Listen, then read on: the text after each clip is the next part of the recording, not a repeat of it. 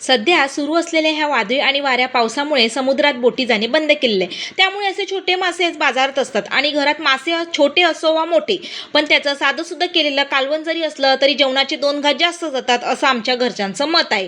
हे खाडीची कोळंबी अशीच मी फ्रीजमध्ये ठेवली. त्याचं उद्याला काहीतरी कालवण भाजी काहीतरी करण्याचा मी विचार केला आणि इथे संध्याकाळच्या स्वयंपाकासाठी मी सिंपल मांदेलीचं कालवण केलं होतं.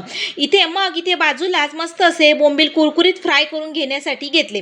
कुरकुरीत बोंबलाची रेसिपी मी अगोदरच अपलोड केलेली आहे. नक्की आपल्या चॅनलवर जाऊन पहा. तरी सुद्धा मी थोडक्यात इथे सांगते. बोंबील स्वच्छ साफ करून त्यातला पाणी संपूर्ण काढून घेतला. मग या बोंबलावरती घरगुती मसाले आणि लसूण घालून तांदळाच्या पिठात बुडवून कुरकुरीत होईस्तोवरती गोल्डन ब्राऊन केले.